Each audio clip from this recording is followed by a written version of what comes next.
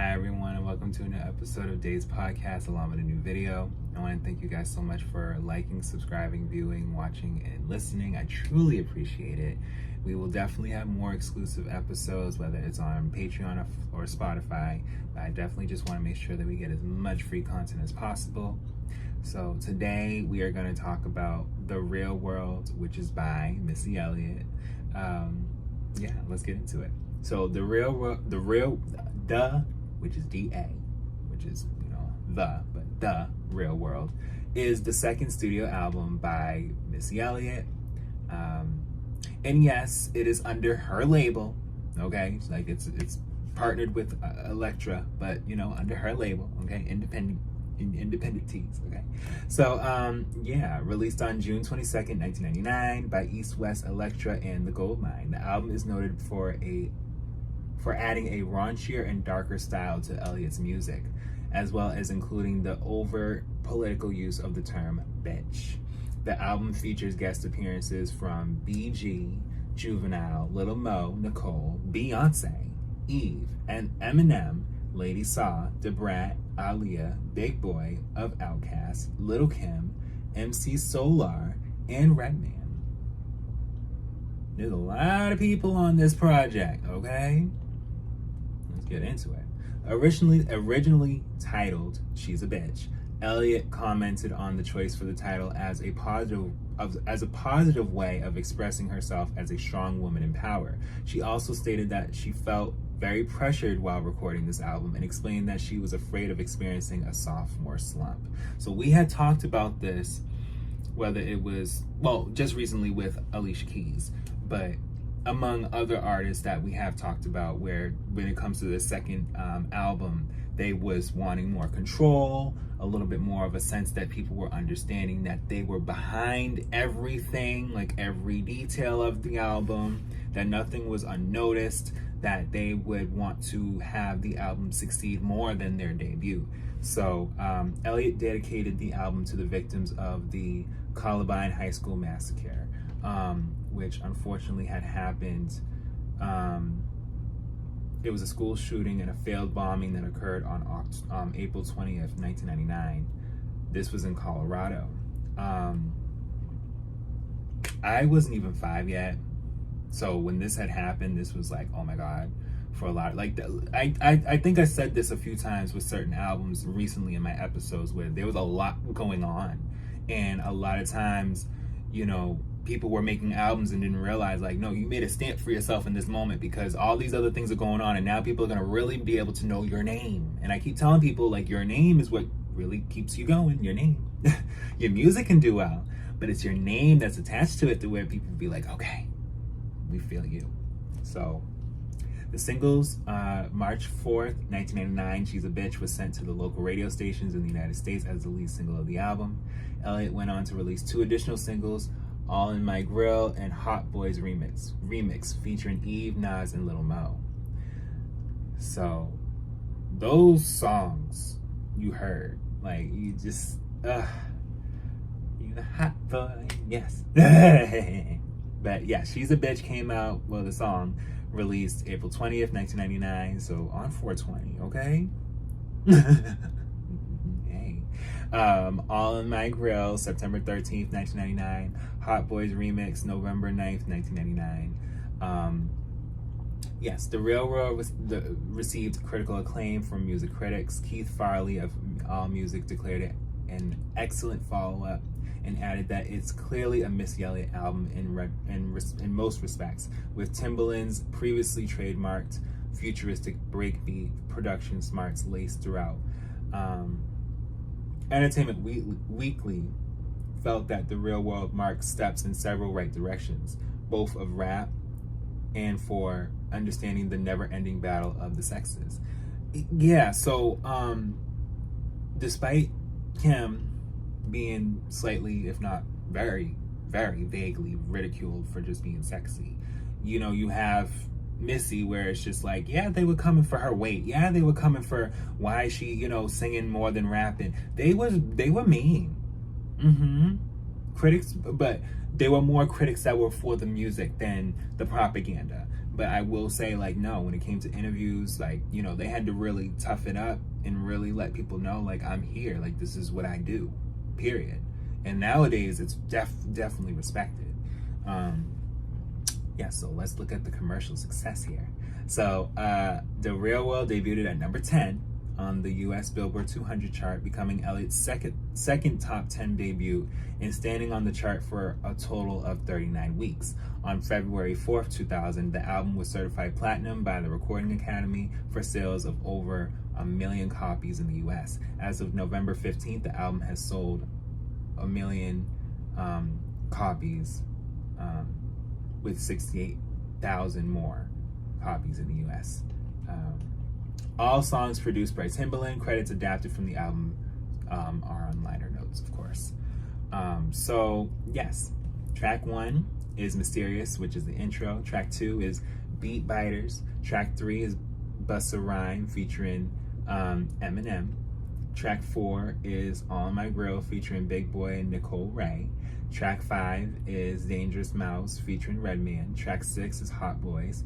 Track 7 is You Don't Know featuring Lil Mo. Track 8 is Mr. DJ featuring Lady Saw. Track 9 is Checkin' For You Interlude featuring Lil' Kim.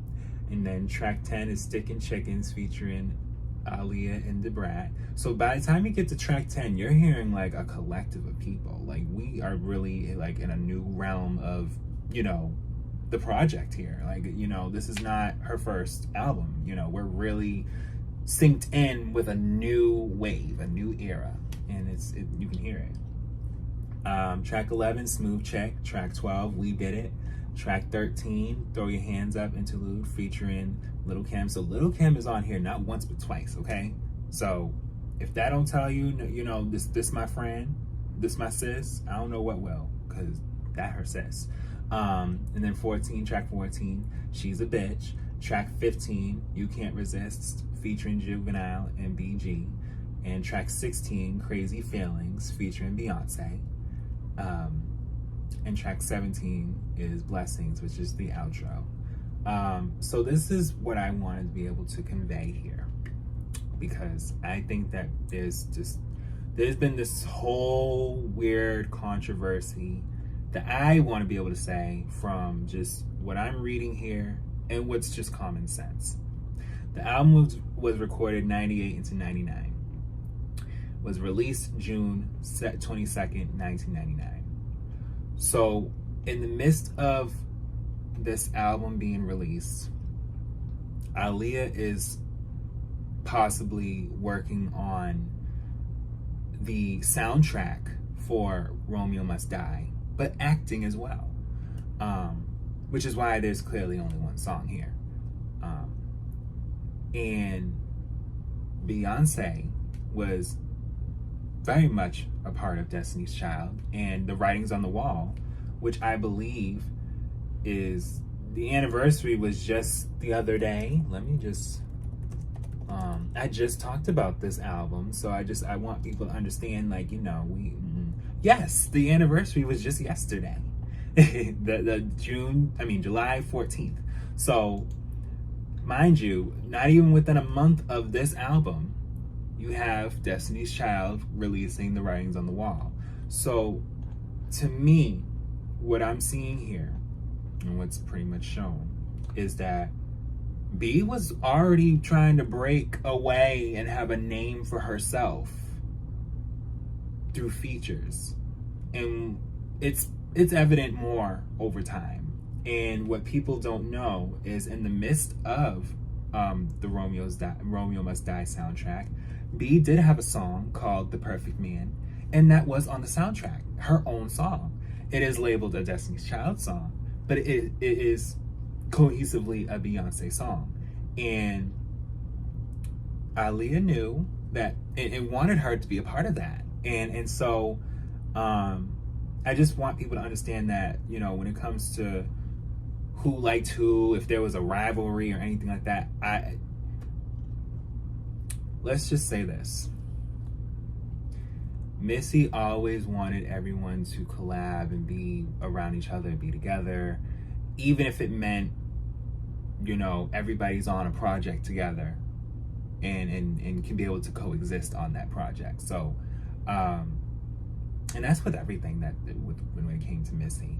And so there is an interview where Beyonce is interviewing Aaliyah, and you can tell from that interview that they're completely two different people.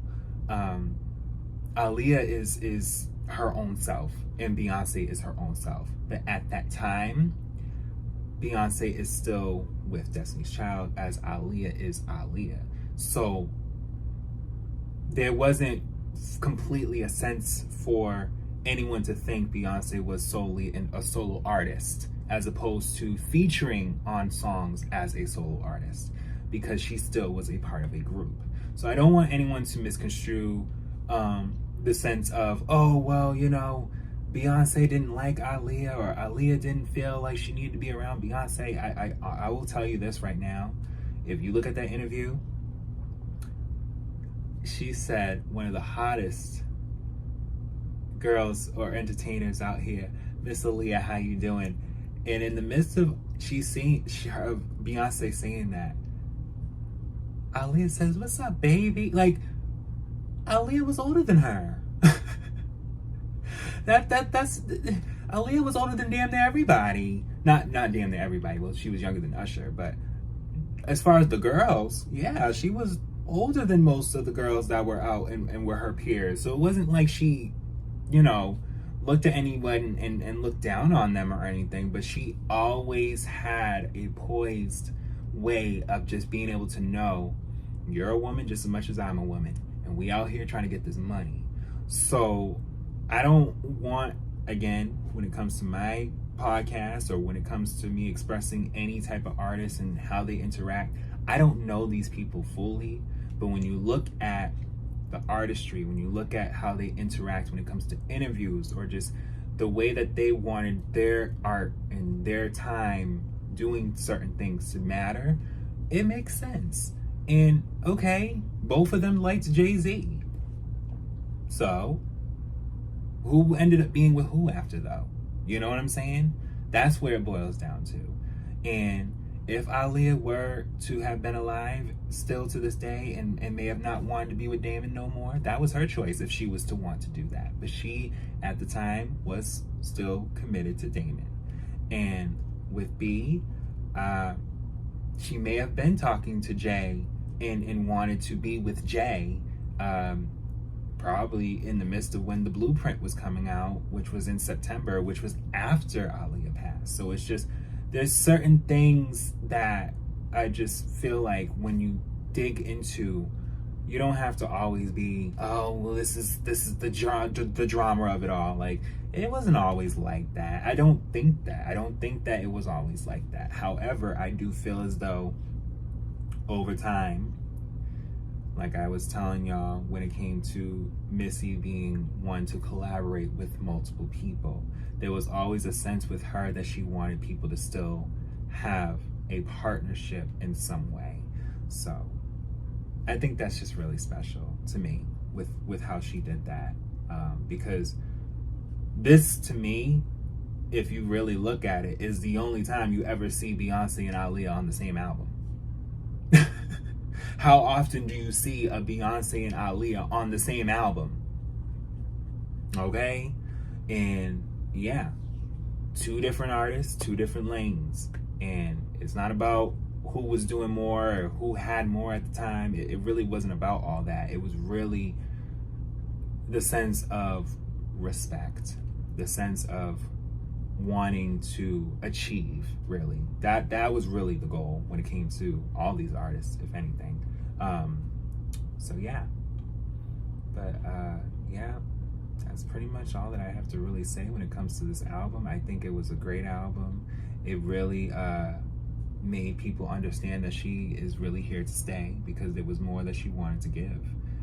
And she did do just that. So we will be back with more, and I thank you guys for watching.